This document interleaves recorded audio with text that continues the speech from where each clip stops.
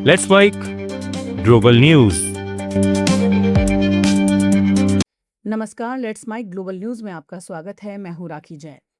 Israel defence forces और Hezbollah ने एक दूसरे पर सीजफायर उल्लंघन का आरोप लगाया है। इससे पहले आईडीएफ ने कहा था कि उसने लेबनान से दागे गए कई प्रोजेक्टाइल को रोक दिया। शटूला इलाके में सायरन भी बजे। वहीं हिजबुल्लाह ने टेलीग्राम पर कहा कि उसने रॉकेट हमले में इस इलाके को निशाना बनाया। आईडीएफ ने एक्स पर जारी बयान में कहा कि उसने 3 लोगों को मारा है। इन्हें उसने हिजबुल्लाह के आतंकवादी बताया। आईडीएफ का कहना है कि इन लोगों ने इजरायली एयरफोर्स के एक विमान की ओर मिसाइल दागने की नाकाम कोशिश की थी। आईडीएफ ने यह भी कहा कि 2 अलग घटनाओं में हिजबुल्लाह ने दक्षिणी लेबनान में तैनात उसके सैनिकों पर रॉकेट दागे। ये कार्रवाइयां युद्धविराम समझौते का खुला उल्लंघन है। गुरुवार शाम हिजबुल्लाह ने कहा था कि उसने उत्तरी इजराइल पर रॉकेट दागे। उसने इसे इजराइल की ओर से हुए युद्ध विराम उल्लंघन के जवाब में की गई कार्रवाई बताया। लेबनान की सरकारी नेशनल न्यूज एजेंसी के मुताबिक इजराइल ने आज सुबह देश के दक्षिणी हिस्से में स्थित टायर शहर में हमले किए हैं। अमेरिकी राष्ट्रपति ट्रंप के पास जंग जारी रखने के लिए 7 दिन है। अमेरिकी संविधान के अनुसार किसी भी युद्ध को 60 दिन में संसद की मंजूरी लेनी पड़ती है। यहां भी ट्रंप ने खेल किया। युद्ध 28 फरवरी को छिड़ा, संसद को 2 मार्च को सूचित किया। अब 1 मई से पहले उन्हें संसद से युद्ध की मंजूरी लेनी है। रिपोर्ट्स के मुताबिक ट्रंप संसद का सामना नहीं करना चाहते हैं। 100 सदस्यों वाली सीनेट में ट्रंप के 53 सांसद हैं, जबकि विपक्षी कमला हैरिस की डेमोक्रेटिक पार्टी के पास 47 हैं। ट्रंप की रिपब्लिकन पार्टी के ही लगभग 10 सांसद ईरान युद्ध के विरोध में आवाज उठा चुके हैं, जबकि विपक्षी डेमोक्रेट एकजुट रहने वाले हैं। ऐसे में अब ट्रंप 1 महीने पहले किसी भी तरह युद्ध को खत्म करना चाहते हैं। इस कानून में 60 दिन के बाद एक विकल्प और है। राष्ट्रपति एक बार के लिए 30 दिन का अतिरिक्त समय ले सकते हैं, लेकिन ये सिर्फ सैनिकों की सुरक्षित वापसी के लिए होता है, ना कि युद्ध जारी रखने के लिए।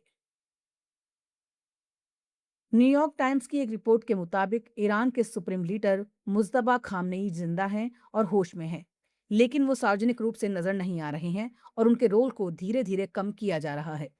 रिपोर्ट में बताया गया है कि अपने पिता की मौत के बाद सत्ता संभालने वाले मुज्तबा खामनेई गंभीर रूप से घायल हैं और फिलहाल छिपकर काम कर रहे हैं। 4 सीनियर ईरानी अधिकारियों के हवाले से कहा गया, वो मानसिक रूप से पूरी तरह एक्टिव हैं, लेकिन शारीरिक चोटें काफी गंभीर हैं। उनके एक पैर का 3 बार ऑपरेशन हो चुका है और अब उन्हें कृत्रिम पैर की जरूरत है। एक हाथ की भी सर्जरी हुई है और वो धीरे धीरे ठीक हो रहे हैं। उनके चेहरे और होठ बुरी तरह झुलस गए हैं, जिससे बोलने में दिक्कत हो रही है और आगे चलकर प्लास्टिक सर्जरी की जरूरत पड़ सकती है। इन्हीं चोटों की वजह से सत्ता चलाने का तरीका भी बदल गया है। मुस्तफा खामनेई ने पद संभालने के बाद से अब तक कोई सार्वजनिक मैसेज नहीं दिया है। रिपोर्ट के अनुसार ये जानबूझकर लिया गया फैसला है ताकि वो कमजोर या असुरक्षित ना दिखें। भारत और ईरान के बीच फ्लाइट फिर शुरू होने की खबरों के बीच ईरान में भारतीय दूतावास ने भारतीयों के लिए ट्रैवल एडवाइजरी जारी की है। भारतीय दूतावास ने भारतीयों को ईरान की यात्रा न करने की सख्त सलाह दी है। दूतावास ने एडवाइजरी में कहा, ईरान और भारत के बीच कुछ उड़ानों के शुरू होने की खबरों को देखते हुए और पहले जारी एडवाइजरी के क्रम में भारतीय नागरिकों को सख्ती से सलाह दी जाती है कि वो ईरान की यात्रा ना करें, चाहे वो हवाई मार्ग से हो या जमीनी रास्ते से। दूतावास ने कहा, क्षेत्रीय तनाव के कारण हवाई क्षेत्र पर पाबंदियां और परिचालन से जुड़ी अनिश्चितताएं अब भी ईरान आने जाने वाली अंतर्राष्ट्रीय उड़ानों को प्रभावित कर रही हैं। इसके अलावा भारतीय दूतावास ने फिर से दोहराया है कि जो भारतीय इस समय ईरान में मौजूद हैं, वो दूतावास के साथ सख्त समन्वय बनाए रखें और तय किए गए जमीनी रास्तों के जरिए ईरान छोड़ें। न्यूजीलैंड के प्रधानमंत्री क्रिस्टोफर लक्जन ने भारत के साथ मुक्त व्यापार समझौते पर सोमवार को हस्ताक्षर करने की बात कही है। उन्होंने एक्स पर ऐलान करते हुए लिखा, हम भारत के साथ अपने मुक्त व्यापार समझौते पर सोमवार को हस्ताक्षर करेंगे। इसके साथ ही लक्जन ने एक वीडियो भी शेयर किया है, जिसमें वो भारत के साथ समझौते के बाद होने वाले फायदे बता रहे हैं।